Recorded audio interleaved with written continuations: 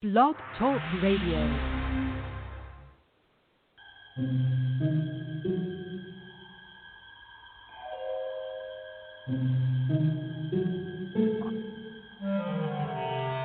Archangels, ghosts, and Bigfoot, oh my. It's just another night for Supernatural Girls. Real stories, real answers to life's biggest supernatural mysteries. And now, for another exciting interview with paranormal experts from this world and others. Here's your host, paranormal researcher Patricia Baker, on the one, the only, Supernatural Girls.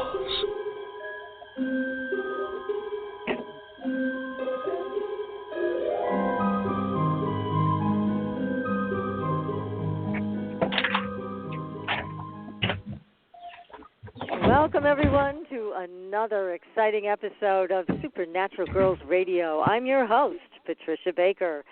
And unfortunately, I am here by myself tonight because, as I said last week, Patricia Kirkman took a fall in her home, woke up in the hospital with a fractured pelvis.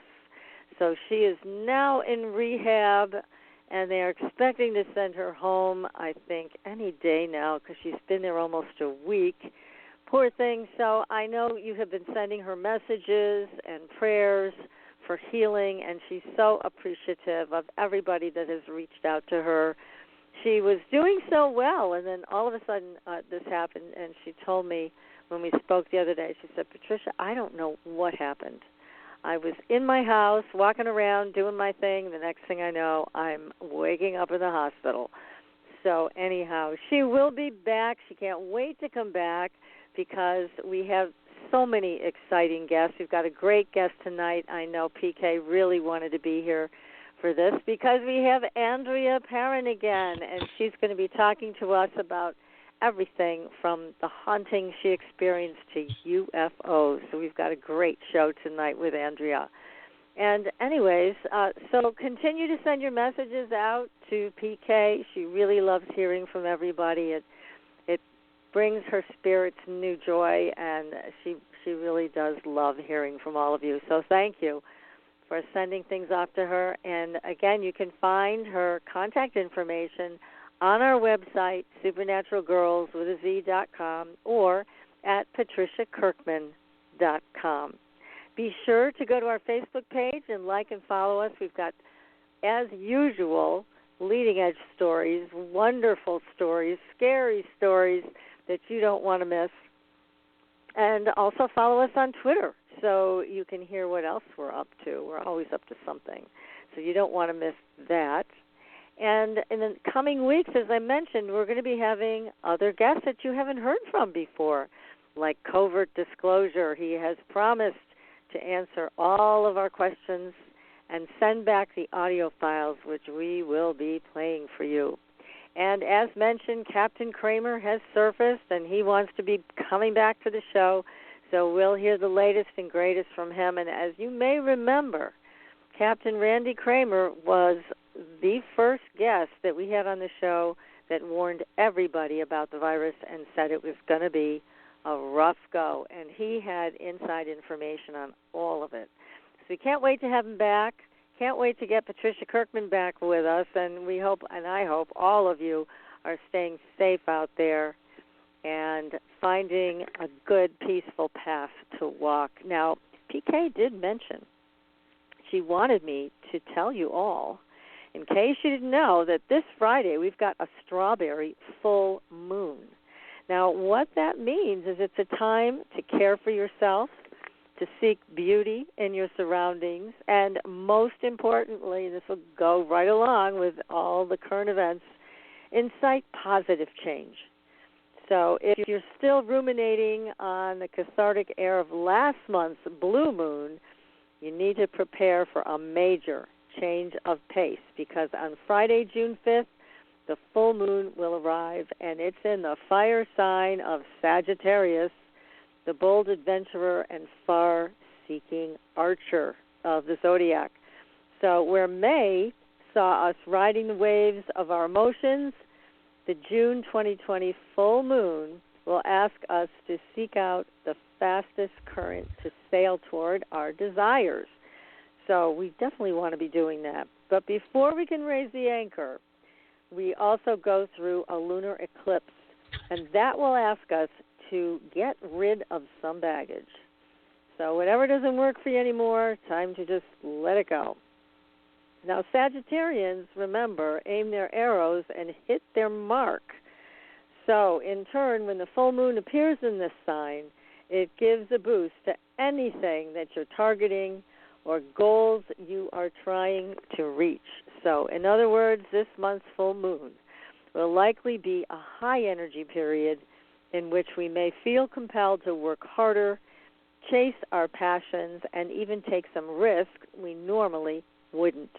So depending on your personality, this influence could prove to be a blessing or a curse, because as much as Sagittarian full moon can promote forward thinking and precise execution, it can just as easily prompt us to act recklessly.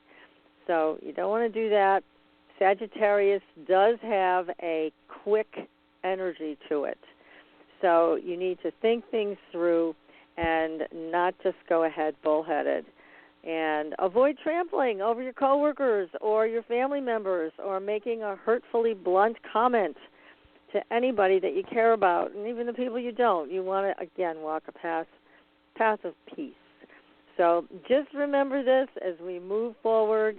That strawberry moon is coming, so make the best of it. Use that energy to make sure that you get your dreams coming true.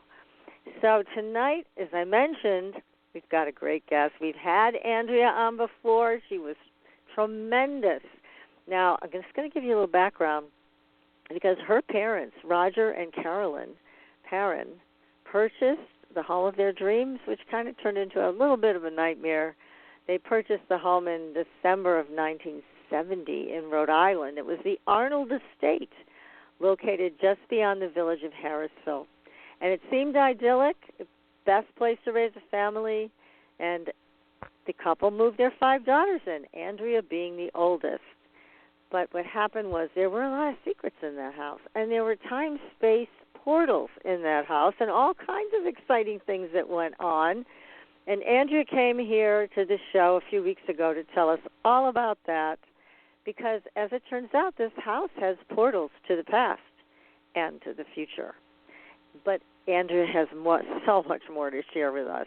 Now, she's also the author of House of Darkness, House of Light. If you haven't read it, it's still available. You need to get that. I believe it's 2 volumes.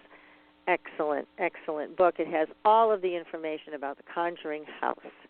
But tonight, we're going to be talking about all of Andrea's experiences, or as much as we can fit into this hour and a half, from hauntings to UFOs. So, Andrea, welcome to the show.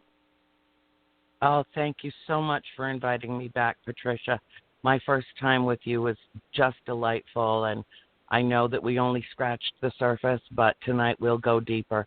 But I did want to tell you that House of Darkness, House of Light is actually a trilogy. And the third volume. There's 3 books. Yeah, oh my goodness. There's 3. And it's, volume 1, volume 2, volume 3. And they're all available on Amazon. And it is worldwide. And it is, the volume 3 is the one that most people claim, is most intense, even though the second volume is very dense and dark and has some of the most, profoundly earth-shattering moments of the experiences that we had there, and includes all of our interactions with the Warrens. Volume 3 was the extrication from the house in 1980, and all the impact that had on our family. It fractured our family. We never all lived under the same roof again after that. My sister Nancy was so upset that my parents had sold the house to the abutting landowners that she went to them. She was their babysitter. And she went to them and she said, I know you want to restore the house to its, original colonial splendor and stay on voluntarily as the caretaker indefinitely. And so our whole family left without Nancy and moved to Georgia. And it was really hard It took her. I can't say in her heart that she ever really forgave my parents for selling the farm. Even though she's made peace with it. With their decision, right, Andrea? You weren't happy with that decision as well. No, you see, because I thought that my family was a democracy instead of a dictatorship. And I was in college, and, in my senior year of college, I had my thesis board. I had, like a bajillion things going on. And my parents thought that was not something that they should offload on me while I was up to my eyeballs in work. And when they did tell me, I wept. I just wept uncontrollably. I hyperventilated. I could not believe. I thought that house was going to be our family home forever, that it would be our inheritance, that it would be our permanent home place. And my father could not even remotely control my reaction when he called me to tell me that they had sold it to our neighbors virtually, even though they were, 70, 80 acres away. They were still our neighbors in Massachusetts. And he had to put my mother on the phone. And she said what finally calmed me down. And what she said to me is, Annie, we had to sell the house. I would not survive another winter in this house. And so it was give up my home or keep my mother. And so there was no argument there. There was no, it on the great scales of Libra in the universe, one so far outweighed the other that I just said, no matter where you want to go, Mom, no matter what you want to do, I'll go with you and we'll start fresh. And even though it broke my heart, it fractured my family, it was what had to happen. And, now in my 61st, fast approaching my 62nd year of life, I look back on it and I realize that everything happens precisely the way it's supposed to, in its right and proper time, or it would happen another way.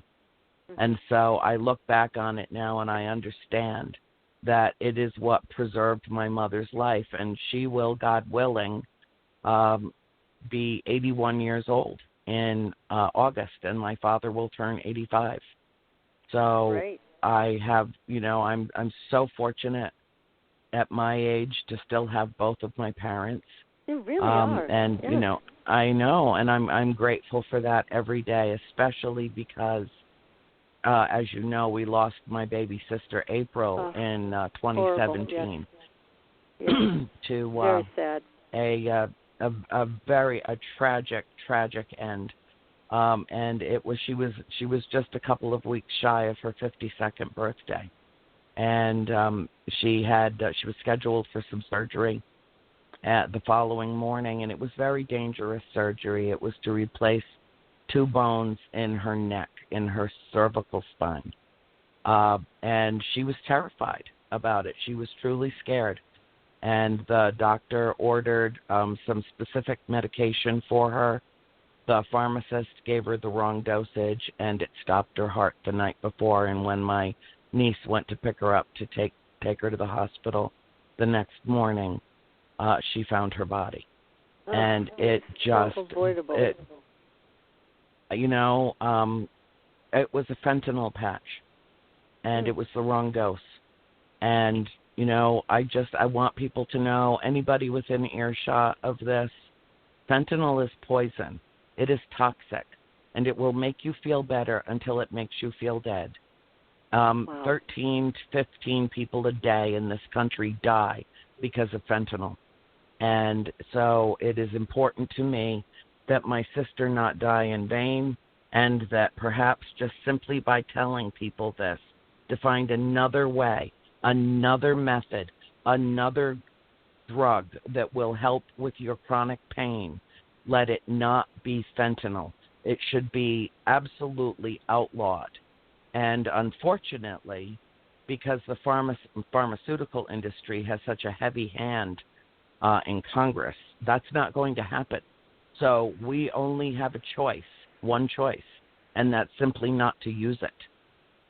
Because unfortunately, the medical industry, the kickbacks on the drugs from the pharmacies, the pharmaceutical industry, which is what it is, to the medical industry, which is what it is the blood money changing hands in that realm is mind-boggling. And I've done my research on it. I'm right with you on everything that you're saying, and I completely agree. I've been saying the same thing for years, that you have to follow the money and understand a lot more about this and not just put blind faith in the people that are prescribing these things. You need to do your homework, and this is a great message, Andrea, and I truly support what you're saying, and I'm so sorry you lost your sister so young, because I know all of you were so close. And you still are today. Yes, well, we still are.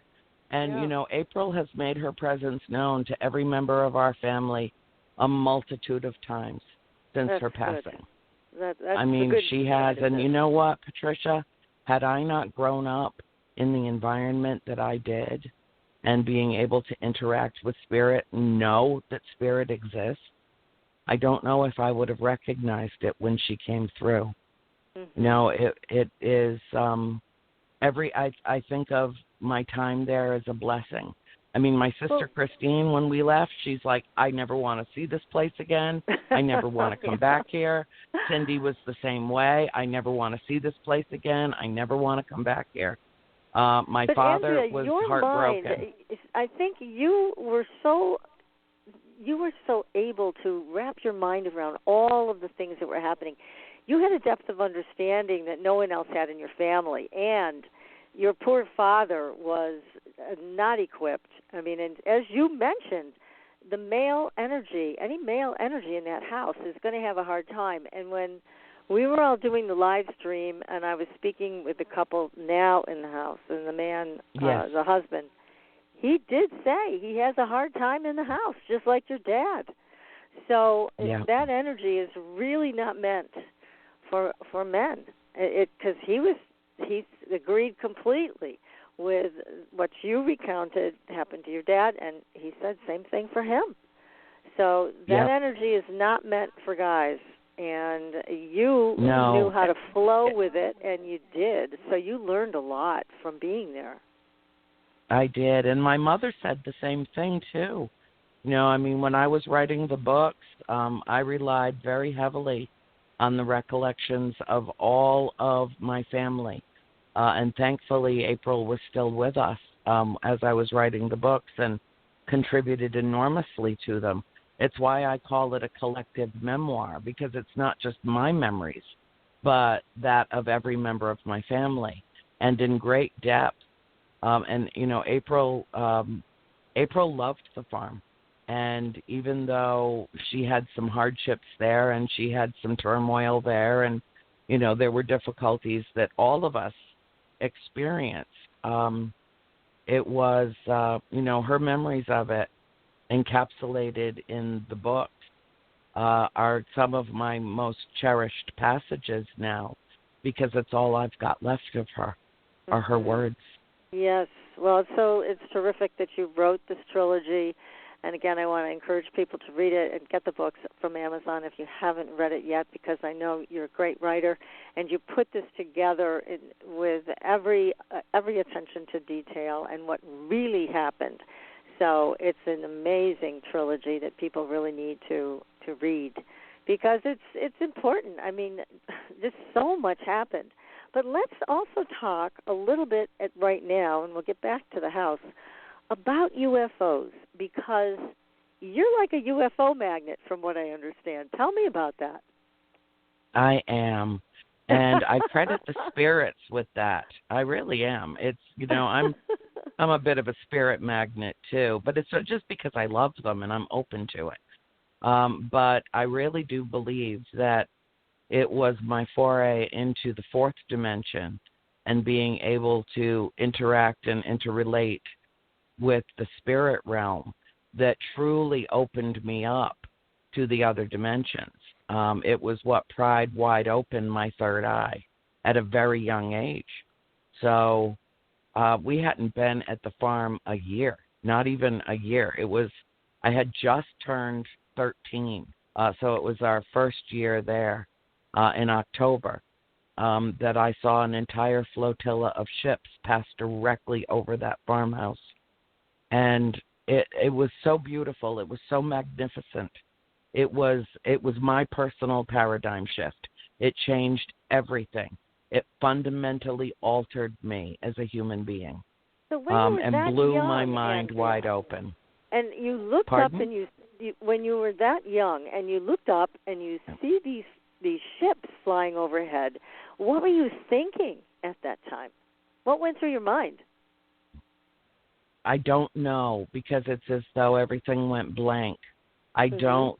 What I recall of it, excuse me, and I wrote about it at length in my new book, which we'll get to. But all I remember is that I couldn't hear anything. I couldn't hear birds chirping. It was like everything went completely silent. And then after it had passed over, the next conscious recollection I have is of standing in the kitchen. I must have walked back into the house at some point, but I have no recollection of that.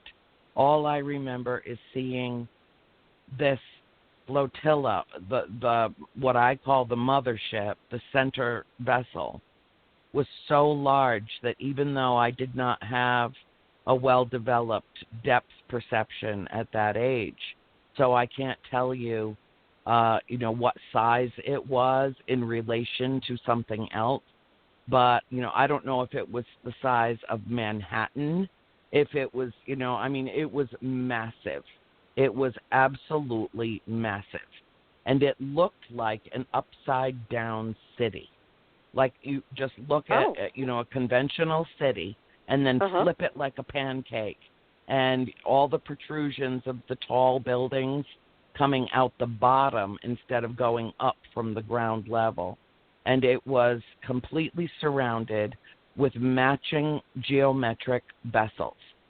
So there were two perfectly round vessels, two square vessels, two triangular vessels, two rectangular vessels. They were all geometry.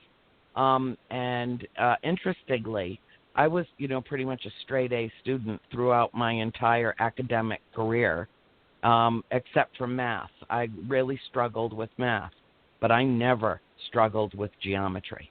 That was my forte. That was like, I totally get geometry, totally. Don't ask me to do calculus. Don't ask me to do algebra. Don't ask me, honest to God, because it's like it's like Greek to me. But geometry I got. And I know that it had something to do with my interaction with them. And I don't know, I don't understand why I was out in the front yard by myself with four little sisters that were Klingons. I know the reference to Star Trek is funny, but they were Klingons. Wherever I was, there they were. And so I don't understand how I was in the front yard by myself, or how I got there, or what compelled me to go outside by myself. But it was an absolutely magnificent day, just warm, balmy for the end of October. And the sky was crystal blue. Absolutely. All the leaves were changing on the trees. It was gorgeous. New England at its most picturesque best. Mm-hmm. And then all of a sudden, I looked up, and the sky was full of multicolored cotton balls. Like every color you can imagine, and then 100 colors that you've never seen before. And then I saw the shadow coming from the northwest, heading southeast. And what I saw was a point, and it was the front portion of the vessel, of the ship. and it was so large that it blocked out the sun. And then I just looked up and I just stood there and stared and stared and stared at it.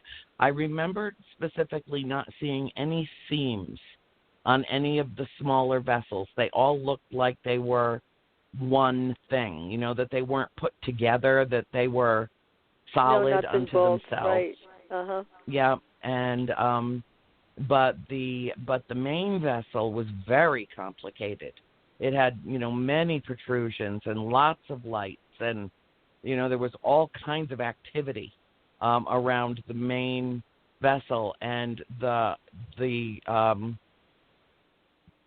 escort vessels, I guess you would say, were exactly the same. All the ones on the left were mirror image reflections of the ones on the right. So if there was a round one on the left, there was at a distance from the main vessel, at exactly the opposite side of that was another round one. So they were like traveling in pairs around it, as though they were escorting it. And it was some 40 years later. And I had done a lot of research about this and had never found anything about it. In all my research in all the years that I looked and looked and looked. And about 40 years later, I was at a conference out in Nevada called the Star Works Symposium that I attend almost every year.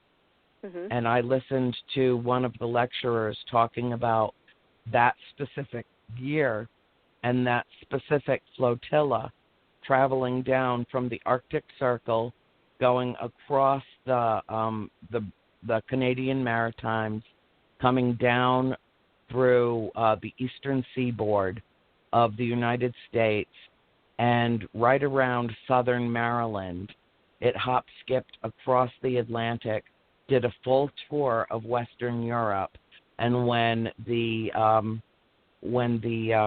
Royal Air Force scrambled their fighter jets to go after it, it disappeared in a fraction of a second and went right back up over the Arctic Circle and was gone off the radar. It was gone. But, okay, here's the thing. It allowed itself to be seen on radar. They don't have to be seen on radar. That's their decision, not ours. And so, you know, the thing that, I mean, I sat there in that, I felt like an idiot. You know, first of all, everybody around me has more degrees than a thermometer. And, I've got a couple, but yeah, big deal, English and philosophy. I mean, these people are scientists. These people are physicists. They study quantum mechanics. They're all brainiacs. And I'm sitting there crying like a little kid, just sobbing, because I had my experience at precisely the time that it happened in my life validated by one of these brainiacs. And the question that he asked that was most important is one that I carry in me to this day. And what he said was, according to the population at the time, that flotilla of ships went directly over the heads of a minimum of 60 million people. There were 10,000 reports.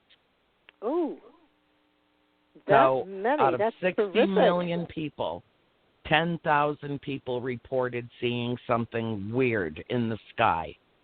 Now, I was a little kid. I didn't know MUFON existed, and I don't think it did at the time. I don't think it did then, no. And, who do you call? Ghostbusters? Who do you call? And it was, I couldn't even tell my mother. I didn't have I didn't even have the words to describe what I had seen. And so I didn't tell my mom for quite some time. Yeah, and it sounds like it was a bit disorienting because, like you said, you didn't even know why you were out there to begin with. Usually your sisters were with you, and they were not. And then you found yourself, after it all happened, back in the house. You couldn't remember how you got there. So it must have been disorienting. I know. I had pulled the lace curtains back in the kitchen, and I was looking up into the sky, and my mother asked me what I was looking at, and I don't even know what I said to her. But, I must have responded because I was raised well and very polite. And, if my mother asked me a question, I must have answered it some way, somehow. But, it certainly wasn't telling her what I had just experienced or why I was back in the house. Now, do you think you had any missing time, Andrea? Oh, God, yeah. Oh, my God, yeah. I give thanks for it because really, Earth, really? I mean, how oppressive could 3D possibly be? I mean, we live in a very oppressive three-dimensional world. Mm-hmm. This is it's not exactly a laugh riot down here, and I'm really grateful for any time I spend off planet, and sometimes I ask to go. I know that I have been to my home planet. I know where my home planet is. Yes.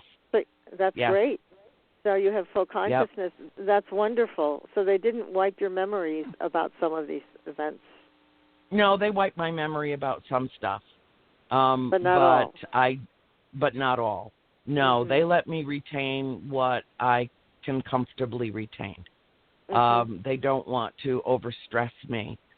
They're very, very conscientious, very loving beings.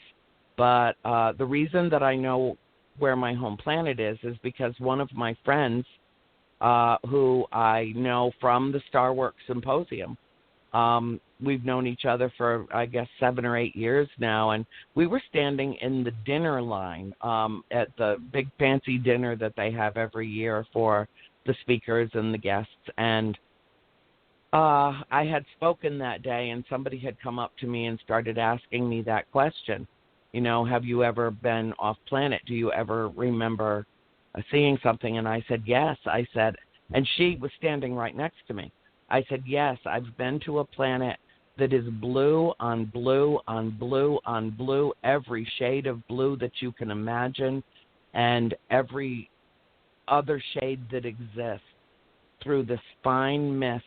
It's so beautiful. And she turned to me and she said, and it has 2 moons. And I'm like, yes, I knew it. I knew you were one of my own. I knew it. And I mean, and it's in the Pleiades. It's in the Pleiades. We're Pleiadian. Good to know who the family is.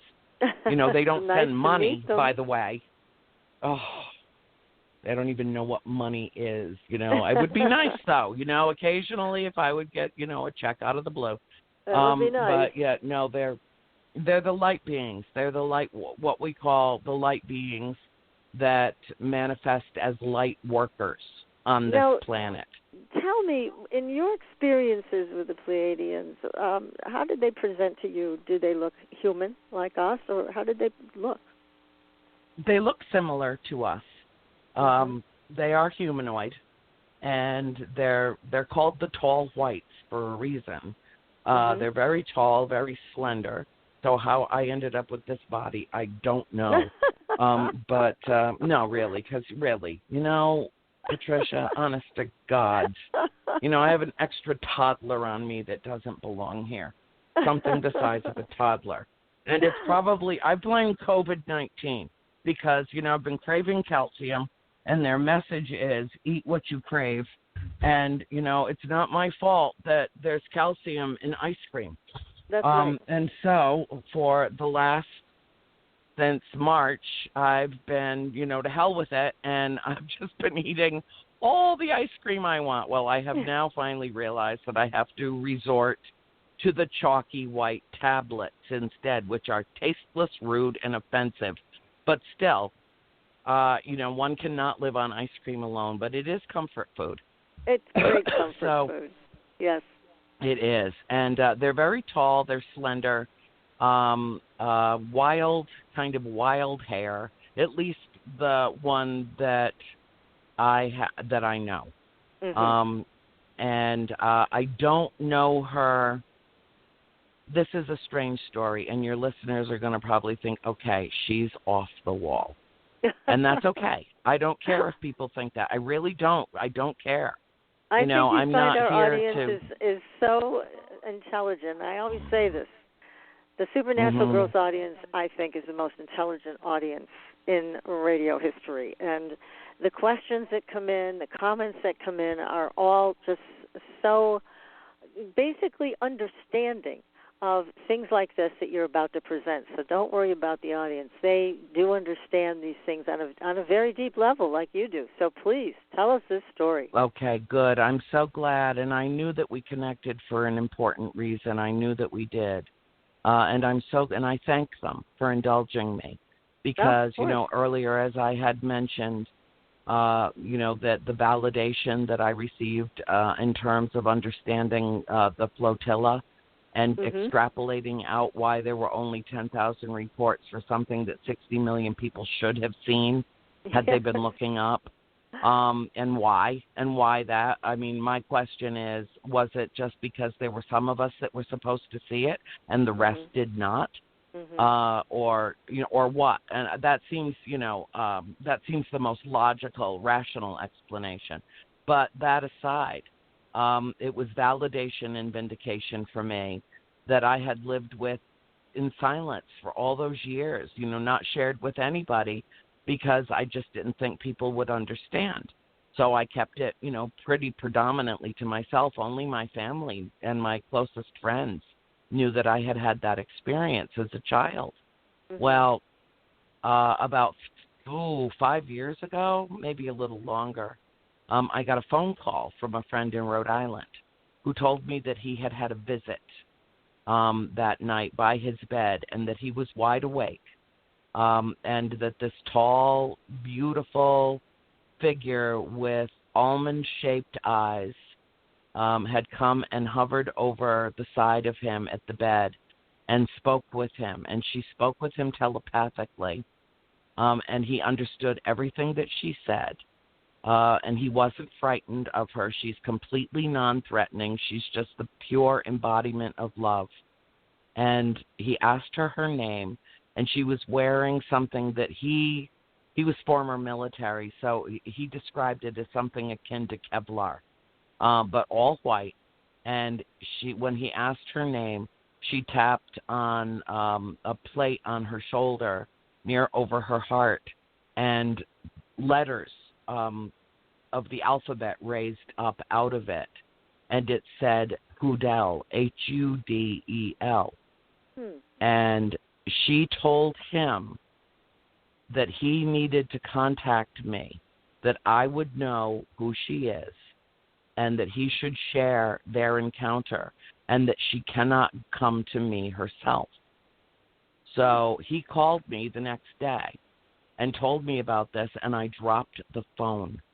I dropped it. I mean, it was like I had never heard anyone say her name before. And on some instinctive, almost DNA level, I knew her. But I had never heard her name spoken. And so, I mean, I had to process that with him, and he had to process his experience of her with me. And he said that she told him how much she loves me and how much how proud she is of me doing my good work on the planet, and a number of other things. I mean, she stayed with him for quite a period of time. And then he had to sit there for hours just waiting to call me, because he wasn't going to call me at 6 o'clock in the morning or 7 o'clock in the morning. Right. So he waited until about 10, chomping at the bit to call and tell me about this interaction with her. And so we talked for quite a while about that. And then about 6 months later, I get a call from my friend Matthew in Germany, and he's had a visitation.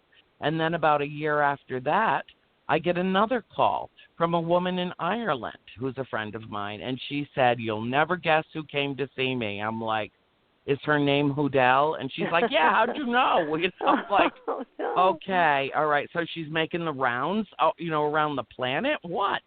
And then she came to my nephew, my great-nephew, who was only 11 years old at the time. And she told him the same thing, and told him to go talk to his Auntie Annie and that she would know. Well, what she told Paul and what she told my friend Brian was that she can't come to me because she is me in another dimension. Oh, my goodness. Oh, my goodness. I have chills. That is so fascinating because I was thinking this all along. Why couldn't she come to you? So this is why. So even though she is from another dimension, there is something that prevents her from making contact with you in this dimension. Right. And I don't understand. But I have a picture of her. Because my friend Brian is an artist, and he's an energy painter. And he woke up a couple of years ago. It was probably, he had just gone to bed, and he just got this jolt of energy. We were at an event together in Sault Ste. Marie with, 1,200 other people. And he knows me. He knows I'm a smoker, and he knew I'd be coming down at some point during the night. And he got up and painted her while he was in his hotel room, painted her what he saw when she came to him. And then he went downstairs and he stood in front of the elevators for hours and waited for me to come down for my middle of the night chat with the Galactic family and for me to have my, middle of the night cigarette. Oh, and goodness. So the elevators are open, and I'm there in my jammies and robe thinking, nobody's up, I can get away with this. And oh, no, and there's Brian standing there holding a picture of Houdel. And she's in my new book. Now tell us a little bit about this new book. You've been teasing us somewhat. So Houdel is in the book. Is this book more about your UFO encounters? It is. It's a lot about it's about everything. But yes, it's called A Wonder to Behold: Guideposts to Intergalactic Engagement with Humanity. Oh, I love it. It's nice got title. a long subtitle, but they made me do it. It wasn't my own idea. They gave the whole thing to me. And it all exploded out of me a few months after April passed away. And I had some experiences that were so life-altering in terms of them coming to comfort me and to help me through the worst loss of my life and the most, there's no hyperbole involved with me saying to you, and I will say straight away, I do not understand how my heart kept beating when my sisters stopped. Yes, I understand. And they helped that. me. It's so hard. Well, thank goodness you had such enlightened helpers to hold your hand spiritually and physically through this terrible, terrible, tragic, and unexpected loss. Let me ask you, do you feel then, since you do feel that Houdel is telling the truth about this, she's you in another dimension, do you feel that you are also part Pleiadian, even in this life? Yes. Yes, I do. But I'm one of countless hybrids on this planet. I'm one of so many. I just found the courage to speak my truth. And the book is predominantly about the coming paradigm shift, which I've been talking to people incessantly about for the last decade. It's coming, it's coming, it's coming, it's coming. Well, when I published it last August, the paradigm shift had yet to arrive. Well, part of it had already. But, the real big part, which is COVID-19, had yet to arrive. Even though I think it was already circumnavigating the globe, because I got so sick I almost died last fall after hanging out with a couple of British people at an event for the weekend, and 30 of us at the event got this horrible thing that none of us had ever had before. So I think that they brought it with them from Europe. Quite it possibly, was already yes. circulating. Yeah, oh yeah. I think it just didn't have a name yet, and it hadn't been identified medically. But I really do think that, if God knows, if we ever get an accurate antibody test, then I'll get checked for the antibodies. But I'm pretty certain that I've already had it. And it was horrible. And I was sick for 5 weeks. A long time. But, yeah, it was a long time. Well, plus I was on the road. I was doing one event after another. I never gave my body a chance to heal. I finally had to go literally have the blood sucked out of me and then put back in with a combination of liquid antibiotics, compazine, because doing what they did to me at the hospital was like horrible. It was horrible, but my blood was almost black when I finally went to the clinic to be checked, because my father's like, you are not getting on a plane and going back to Michigan for 5 weeks this sick. We got to go to the doctor. So he dragged me over to our family clinic right here in Winter Garden, Florida, and the husband and wife doctors that own the clinic jumped on it right away. And the first thing they did was, test my blood. And I looked at it as they were drawing it, and I was like, something doesn't seem right here. And it had gone systemic bacterial. And was in my blood. It was about, according to my female doctor, she said, I think you are about 48 hours away from your vital organs shutting down. There's no oxygen in your blood. Oh, God. That is lovely, and So, well, thank God your dad got you to the clinic. Yeah, he did. And although I do feel that they would have intervened on my behalf, but still, I needed some good medical care right here on planet.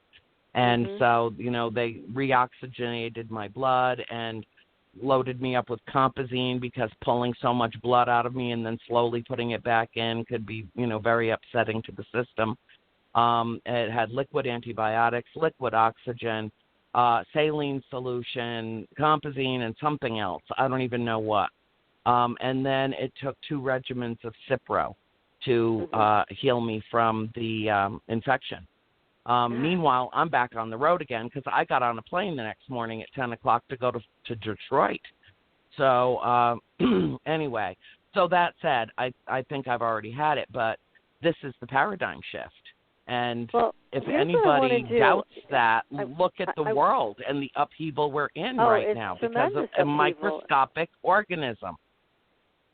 Well, here's what I'd like to do, Andrea. I got to take a very quick commercial break, but I want to come back and hear more about the shift that you've been anticipating for the last 10 years, because obviously you're one of the people who understands what's coming and what's here now, and I know people want to hear all about that. So stay tuned, everybody. We're going to take a short commercial break. You are listening to Supernatural Girls Radio. We'll be right back.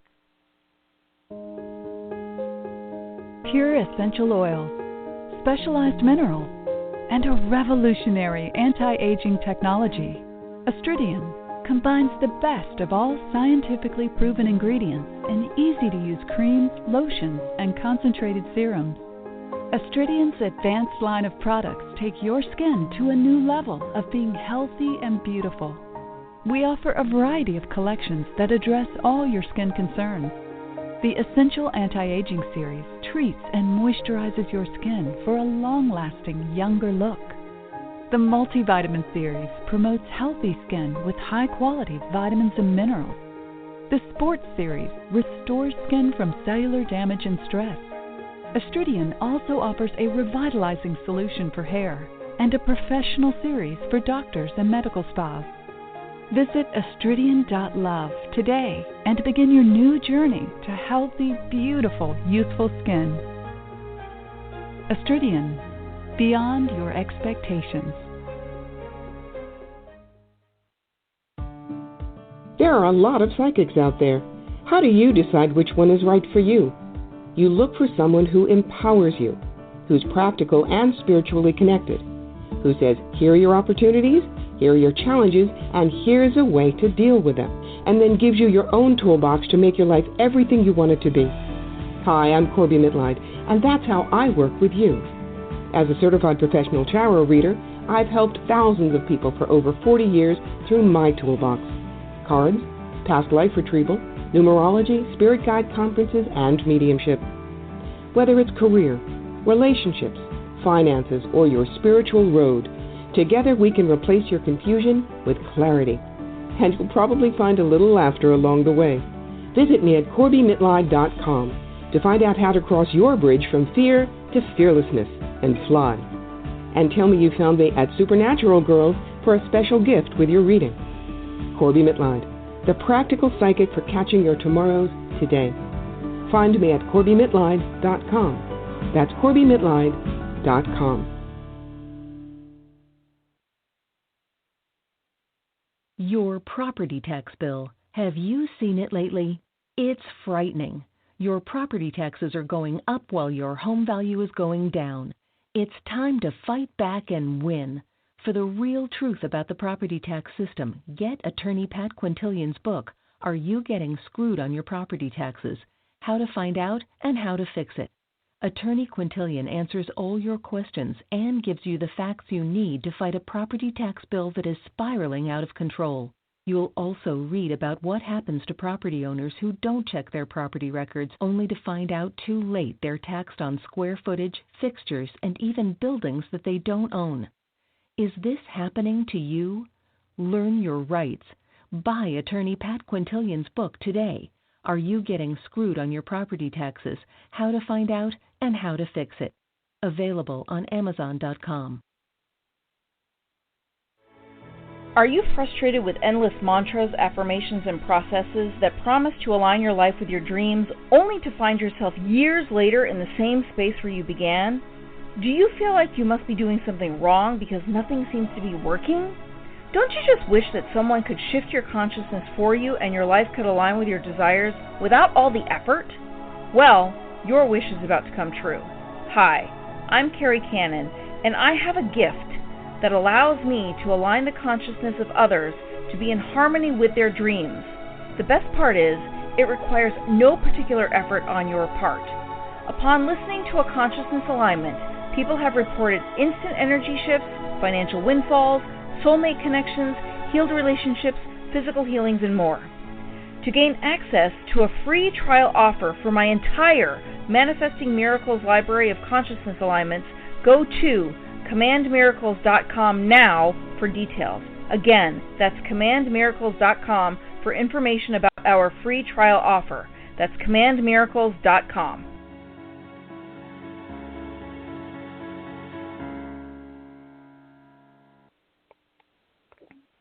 Welcome back, everyone, to Supernatural Girls Radio. I'm your host, Patricia Baker, and I am here tonight with my dear friend, Andrea Perron. We are having a great conversation about all the things we love. Right now, we're talking about UFOs, Pleiadians, and a big paradigm shift. So, Andrea, you said you've been anticipating this for the last 10 years, and you're seeing, as we all are, a big change happening now. Tell us more about this. What is this all about? Well, first, during the commercial break, if anybody went to Amazon to try to find my book, it's not available. I have sold it privately. Yes, it's not available yet. It will be by the end of the month. Okay, however, good. it'll be available worldwide by the end of the month. But Excellent. What I did was, because it's loaded with photographs that I have captured over the years, that I thought it was so important that they be in color. I printed the original first edition in full interior color, and I mean eye-popping stuff, big-time stuff, and things that I've been told by some of the top ufologists, some of the top researchers in the world, nobody's got photographs like this. And so I put them in the book, and I had them printed in color. I'll send you a copy. But anyway, wow. You know, most of the book's about the paradigm shift, and then boom, here it is. So I wrote an extra extended chapter that I am right now including, working with, with my publisher that's only like partially open, but still, they're doing their best, and working back and forth with them to add this in, along with some extra photographs that got inadvertently left out the first time. And because I published it so quickly, I didn't have a chance to go through and make sure that every single thing that I had sent them had been included, because I wanted to have it for my readers in Sault Ste. Marie last August, which I did, and sold hundreds and hundreds and hundreds of books. Good for you. And, I mean, it was just amazing. It was just amazing to me how they've been flying, so to speak. But in the interim, here comes the paradigm shift, COVID-19, and everything that subsequently is coming from it, which includes all the civil unrest, which includes everything that we're going through right now. And so I just, yesterday or the day before, I finished the addendum to it. And so now I just have to wait for them to lay it out. And then I will also print, that's when I will release the hardbound edition, and I will have them printed also in full color edition, but the ones that go out on Amazon will not be in color. They'll all be in black and white. So if it matters to someone that they want it in color, they can pre-order it with me, or they can find me on my fan page, the Buttercup Brigade, and talk to me there about it. And as soon as it's available, I'll order up a boatload of them and start shipping them. And I'm also revamping my website to accommodate this book as well, because I think in the grand scheme of things, it's probably the most important thing that I've ever done in my life.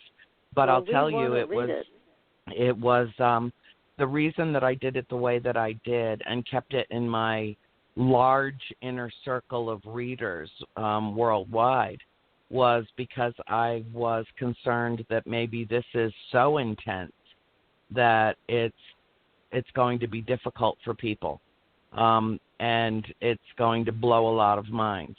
It's also going to open a lot of minds. Well, so I figured if I sold it to the people that I know, who already know what I do based on having read the trilogy, that it would be a little bit more comfortable. Plus, these are also the same people that at all the different events that I attend around the country every year, I take very large groups of people outside and I give them a formal introduction to the galactic family. And it is an amazing thing that happens. I mean, and it's not that they come when I call them. It's not like calling the dog. It's not like, it's, they're there already. It's just that they, at my request, will make their presence known to those in the group that are not fearful, those in the group that are, aren't going to stroke out, those that are, and most people are ready for it, because I tell them before we even go outside, if you have any fear around this, any trepidation at all around this experience, don't do it. Don't. We'll tell you about it when we come back in, or when you feel that you're ready, maybe next year or the year after, come out with me then. But that doesn't seem to deter them at all. And, I've had as many as 1,000 people out with me at any given event, introducing them to them. And that's the greatest joy of my life. Nothing matters more to me than this. That sounds question, exciting. It really is wonderful. And I mean, thousands of photographs. And, my process with this has evolved over the years as well, too, where they might not show themselves in the night sky because there is someone there that's really frightened. But if you hold your phone up and just keep it on, set to camera, and you see a light anomaly, you see something in the screen, then hit click. And oh my God, what we have gotten. It's amazing, truly amazing. And, they planted that notion in my head. Relationship, though. You really do have a special relationship with these Pleiadians. I mean, we've also heard from people who have tried to warn us off and say there are some alien races and they're not friendly to humans. So have you ever encountered anything like that? Let me put it to you this way. Nothing dark or evil dares to come near me. I'm not. I believe it. It just, I mean, it knows it's defeated before it even would try. And so I like that. That's don't great. have, I have never had a negative. Every, whether it's the Arcturians or it's the Pleiadians or it's the Anunnaki or it's, there are so many races that are circumnavigating this globe that it would really blow people away. And I've tried to be delicate in the way that I handle it in the book. And now that I've added in, the final chapter is, this is it. Welcome to the paradigm shift. And so that's what I'm putting into the book, and then I will release it worldwide by the end of this month. Congratulations. It sounds wonderful. Thank you. But if anybody wants the color interior edition, you have to get it from me directly, because I have, I think, the one printer in the world that prints full color interior for me at no extra cost. And I'm so grateful. They work very closely with my publisher. And I feel I'm so grateful, because if you were to try to order it in color from Amazon, it would literally double the price of the book. It would make it unaffordable. So for many people. So, I'm so pleased to be able to announce on your air that we're this close now and that I have finally written, the extended version and the extra photographs and stuff. So I'm thrilled about that.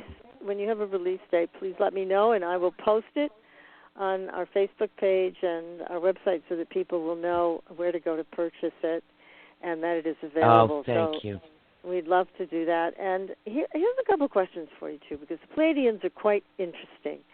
And I've heard a lot about the fact that they give people like you, who they consider one of them, downloads, so that you could receive an entire download of information on many different levels. Have you had that experience? Oh, God. Oh, my God. Maybe I should say how many times. Yeah. Ask me how many times I've been to an ear doctor to see if I have tinnitus, which I do not. Yeah, for years and years I was getting that. I'm like, something's wrong with my ears. What's going on with my ears? Nothing.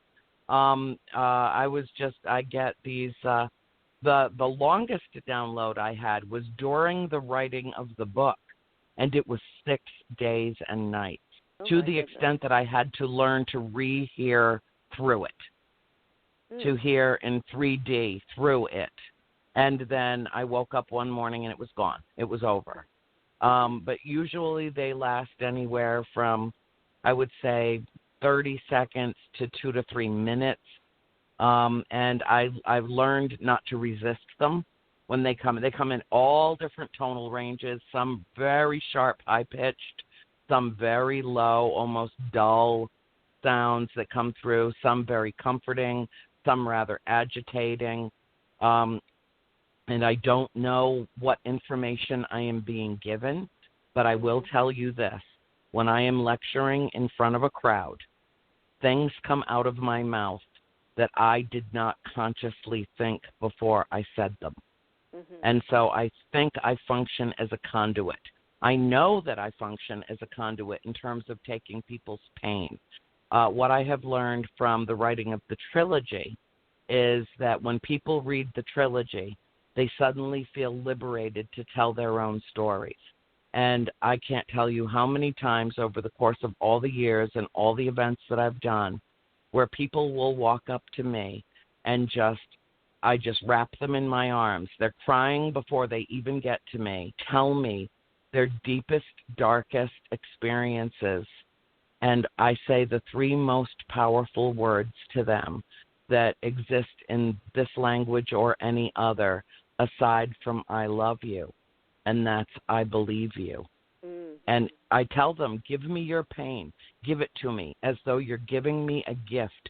Give me your pain. Give me the burdens that you have been bearing all these years and just give them to me. and they won't stay with me. They're gone. They're just gone right up into the ether. You're able to just transmute that energy quickly. That's tremendous. Yes. Yeah, and I speak words that I sometimes don't think consciously. Mm-hmm. So I think that the information that is being downloaded into my computer, i.e. brain, is coming through divine mind, the singular mind, and through consciousness. And that I'm just simply absorbing and assimilating it, and then it surfaces when it needs to. So I've learned to sit back and relax. If I'm working at the computer and a download starts, if I'm sitting watching a film and a download starts, I just close my eyes, I lean back, whether it be in my desk chair or on the sofa or even in bed at night, and I just lean back and I close my eyes and I breathe deeply and I let it in. I let it all in. I don't try to in any way to deflect it anymore. I embrace it.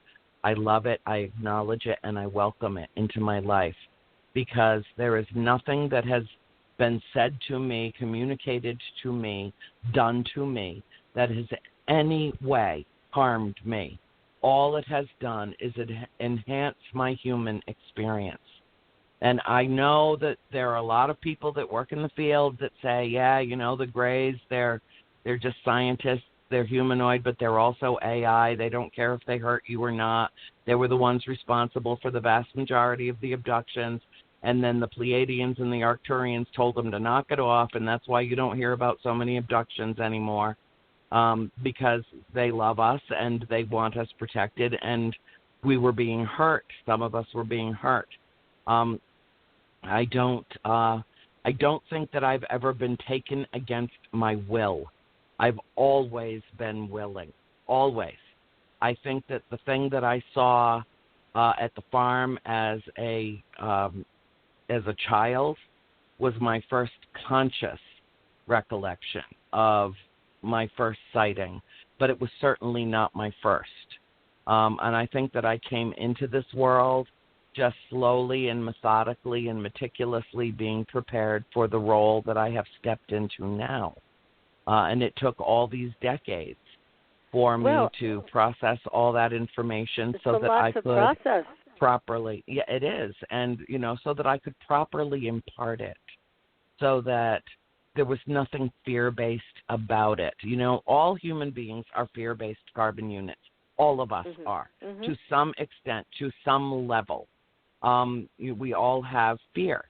Most of us have fear of the unknown. And so anything that we're not familiar with is scary to us. I adjusted to that at the farmhouse very quickly. I did not feel a threat from what was happening there. My fear came around what was happening to my mother and predominantly to my sister Cindy, that were both having experiences that I wouldn't wish on an enemy. I mean, there were some life-threatening things that happened at the but it was, so I just tell people, look, here's the deal. There's real evil in the world. I don't call it demons. I've never seen a demon. I don't know what a demon is. I don't even necessarily believe in Satan or the devil. Sometimes I'm pretty sure hell is right here on earth. But I do know that in the duality of 3D, there is the existence of good and evil. And even though they're intangible and invisible, they exist in terms of manifestations of them. And so that is my proof, my empirical evidence for myself that good and evil exist. In the same way that we titled the books House of Darkness, House of Light. My mother is the one that titled the books. And I asked her why that title, and she said because it was both. It was both. And it was. It was the most enlightening decade of my life. I'm not afraid to die because of living at that farmhouse. I know there is something beyond our mortal existence. And so I have no fear of death. Because this isn't a belief system. This isn't about faith. This isn't about conjecture. or speculation. I know there is something beyond our mortal existence. I still can't tell you exactly what it is, but it is. Well, I know that we are not alone in the universe. This is not a belief system. This is not conjecture. I know because I have had experiences in my complete right mind with all my senses on high alert.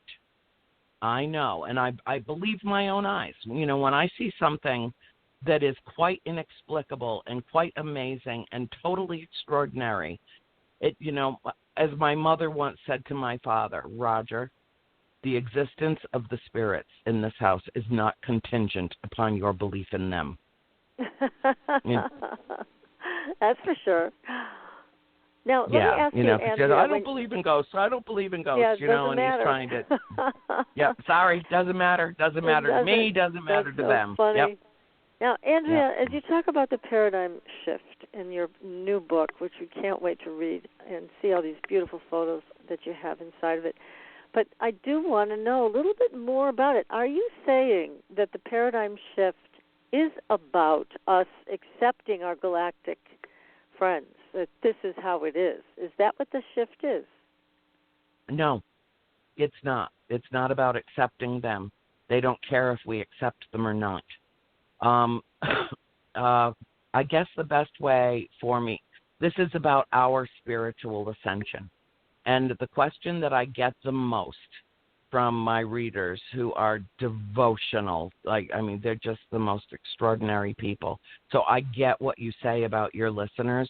Mm-hmm. They're tuned in, they're turned on, they're intellectually precocious, they're curious, they're fascinated. I get that because that's my tribe too. Right. So, you know, welcome to my netherworld, all of you in the listening space out there. Cyberspace is so roomy, don't you think? It's just so, it's so freeing. But no, it's not that. That's a part of it. But the question that I get the most is, okay, we're in a lot of, I'm going to paraphrase, we're in a lot of trouble down here. Where are your little friends now to help us? You know, I mean, just kind of like my favorite incarnation of the other question that I get a lot about living at the farmhouse for 10 years. What the hell is wrong with you people? That's my favorite version of that question. You know, why did you stay there for 10 years? Oh, my God, you know.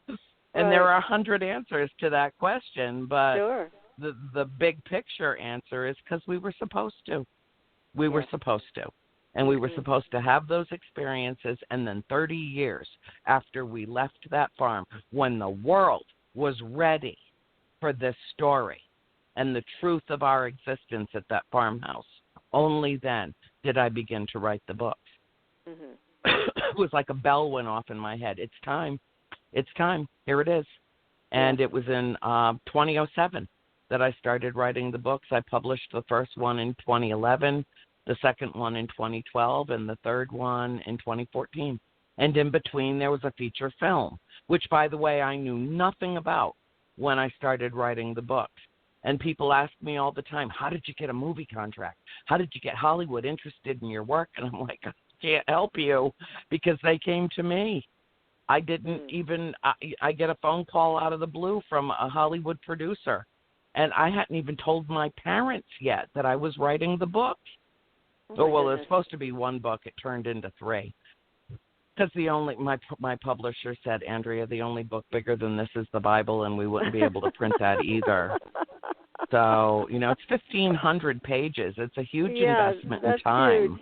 Yeah. You know, but I promise you, my dear, well, you know, because you're into it, but, you know, you won't emerge the same person on the other side of it. No. And nor will you emerge the same person on the other side of a wonder to behold. You're going to dive deep, and when you come up for air, you won't even be the same. You will be fundamentally altered by this story, and it will have opened you in inexplicable ways, and you will be having constant sightings, and you will be having constant interaction with the galactic family, and it will all be very pleasant and even pleasurable in terms of the feeling, the sensation, that arises in you, what I refer to as higher love that is beyond our 3D oppressive modality here. It's an entirely different feeling. It's completely, utterly trusting and liberating, and just the most beautiful experience. You know, I'm only in 3D just as long as I have to be, and then I'm out of here. Like most of the time. When I'm writing, I call it being in the zone. I mean, 8-10 hours can go by at a time, and I don't even remember having gotten up for coffee or running to the bathroom or eating anything, or, I mean, that time is gone. So I consider that lost time in the same way, time being a machination of, our own, that's something that we created anyway. Yes, time it's is really our own an illusion. construct. Definitely. It is completely our own construct, and it's imperfect. I mean, that's why we have to add another day every 4 years to make it work. Come on. If it was actually real and really perfect, then it would work exactly the same way all the time without us finagling with it. So, that being said, but yes, I have had numerous experiences over the course of my life where chunks of my human mortal time is missing. It's gone. And even witnesses to it. So it's very strange. I mean, it's a very strange feeling. I don't have recollections necessarily of where I go. If I'm on a vessel, if I'm on another planet, if I got sucked through a wormhole, I don't know where I go. All I know is I come back older and wiser every time. And I had one experience once where I was living with my mother and my sister while I was still writing the books, the trilogy. And it was a November or December, really cold morning up in Georgia before I moved to Florida. And my sister was getting up early to go to work, and her dog, at the time, Libby, needed to go outside. And I was up. I had just made a pot of coffee, and I had worked all night long. And I said, well, I'm up. I'll just make the coffee, and I'll take Libby out. And I took her out into what we call the playpen, that big fenced-in area I put in behind her house. And I heard Libby running around in the crumpled, crinkled leaves, and she was fine. She was out there. And I took out my lighter and one cigarette, because Libby didn't like the cold, and she would only just go out to do her business and then come right back in the house. So I had my robe on, and I lit my cigarette, and then I had no recollection. That was it. It was gone. Everything was blank. And when I came back, my cigarette was gone. And I panicked at first because I had just lit it, and I thought I had dropped it down into the dry leaves under the house. Never a good thing. No. And so under the deck. And so, of course, since I didn't want to burn the house down, I immediately started looking around for the cigarette, and I could not find it. And then I'm in the backyard in the playpen, which is, it's big, but it's not that big. And I'm calling, Libby, come, Libby, come, now, and I was freezing cold. And I got, really frustrated, and I walked back in the house. And I said, Chris, you're going to have to call Libby. She won't come for me. She just won't listen to me. And she said, Anne. And she stepped aside. She was in her bathroom, and the door from her bathroom into her bedroom, she stepped to the side, and there was Libby sitting right beside her. And she said, you let Libby in a half an hour ago. I was just coming to get you because it's freezing cold, and I didn't understand why you were still outside. And then she really looked at me, and she said, what happened to you? And I said, what do you mean? She said, your hair is gray. Your hair, I was kind of more pepper than salt at the time.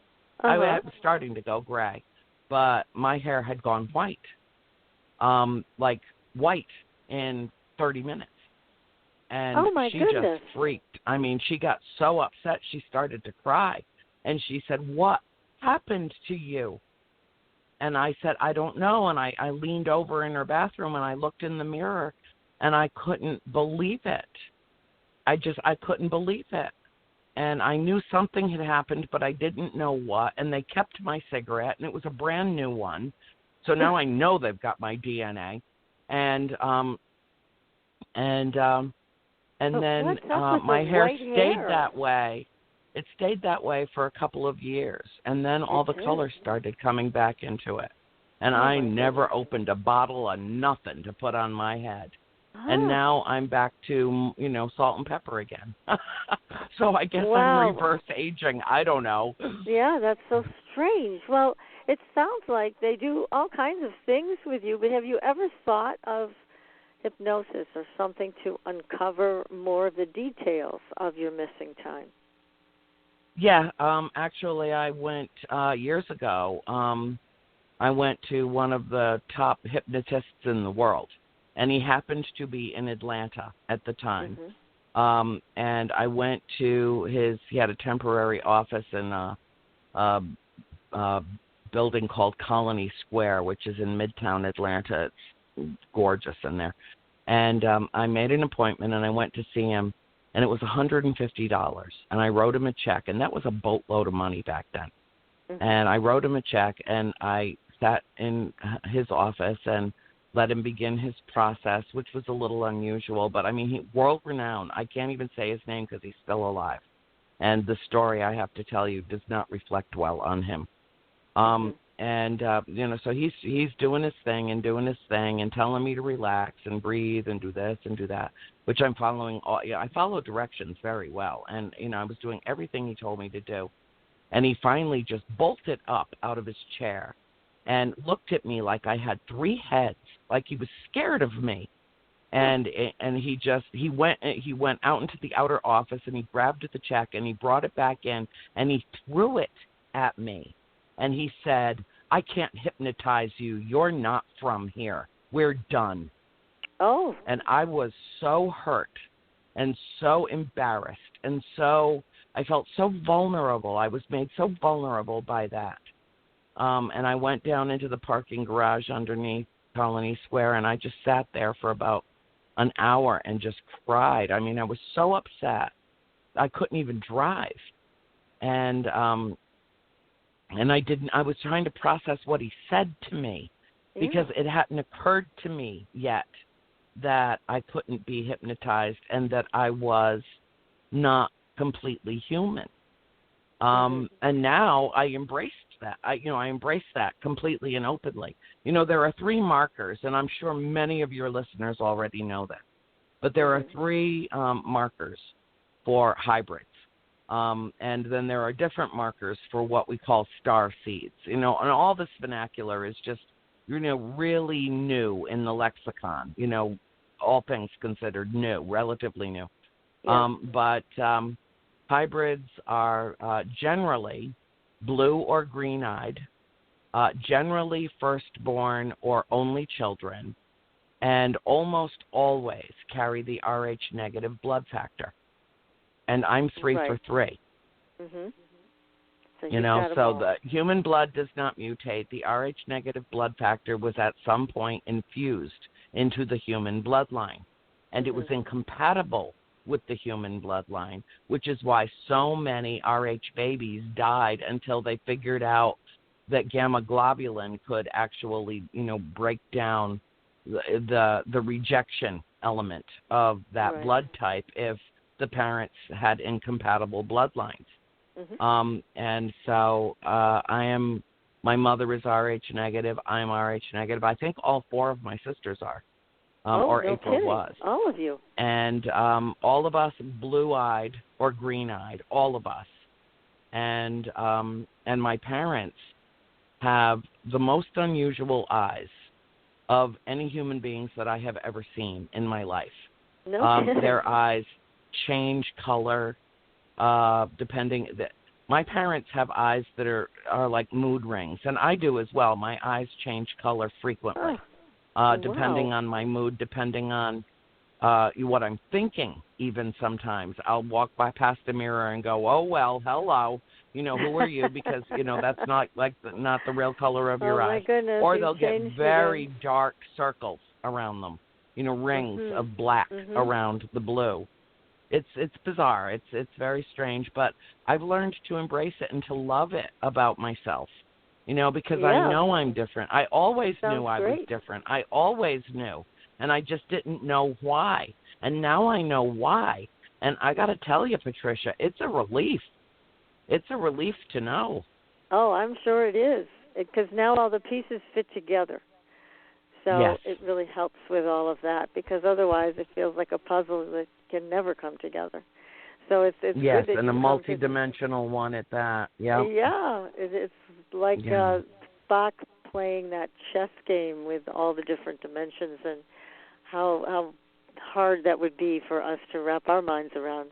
But your life is so extraordinary, and I bet they feel, the Pleiadians, that you're one of their best pupil, is the way it sounds, because you do go with the flow of all of this. So when they, like you mentioned, when they come in to give you a download, you just let it happen, and you go to work on your books, and you provide all the information in great detail for people. I can't wait to read your book. I know I've got a lot of texts. People are waiting for this book because they want to read more about the paradigm shift. And certainly we're all in the midst of this now, kind of wondering, what is going to happen next.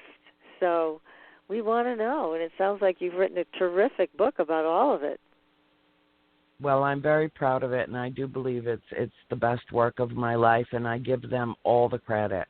I do. I truly do give them the credit. I mean, I wrote the bulk of a 500-page book in 3 weeks. 3 weeks. It just poured out of me like I opened a vein. And wow. And then the editing and the adding in of photographs and the making sure that it had everything, and then it grew and grew exponentially. It grew, but the answer to the question that I get the most is, why aren't they helping us? Well, they are. But they can't. We're stuck in our little 3D shell. We're stuck inside it, just like a baby chick in an egg. In fact, I think the best chapter in the whole book is only 5 pages, 6 pages long, and it's called The Chicken and the Egg. And the crux of it is that they can't crack that shell for us. We have to peck our way out of it, or we won't survive.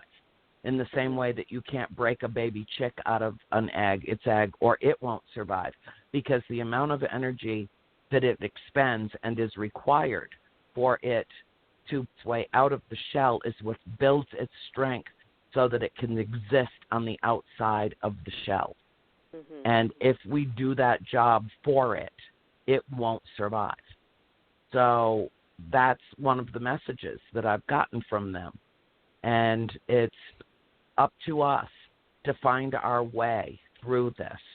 But they are shedding inordinate amounts of crystalline light on this planet and raising the vibration every day. Everybody thinks that the planet is vibrating at a very high level now because of fear. Well, that's true. But it's also because we're all of us, facing our, no one has immunity to this virus. We're all susceptible to it. And we're all facing our collective mortality in unison at once. So, yes, that raises the vibration of the planet. It's like hitting the molecules with a lot of air. But the real motivation behind the raising of the vibration of the planet and the heightening of the frequency is actually because we're coming more into the 5th dimension. We are transcending from 3rd dimension into 4th dimension, into 5th dimension. And I know you know this, Patricia, because how many people in the last few months have told you that they're having supernatural activity around them when they never did before? Many. Now, Andrea, we're running out of time, unfortunately. My gosh, we could continue this all night, but we can't. Look, time's an illusion, Patricia. I know. I wish I could explain that to Blog Talk. But as we're winding down, we're going to have you back again because, again, there's so much more to talk about, Andrea. And thank you so much for joining me on the show tonight. We'll schedule you when that new book is out, and I can't wait. Congratulations, and thank you again. Thank you, sweetheart. I love you dearly. You take care. We'll talk soon. Give me a call. Lots We're of girlfriends. love Call to me you. anytime. Definitely. We're going to pick this up. And everybody, we will see you next week. Until then, see you on the Blue Highway. Good night, everyone. Thanks for listening. Tune in next week for another radio adventure with Supernatural.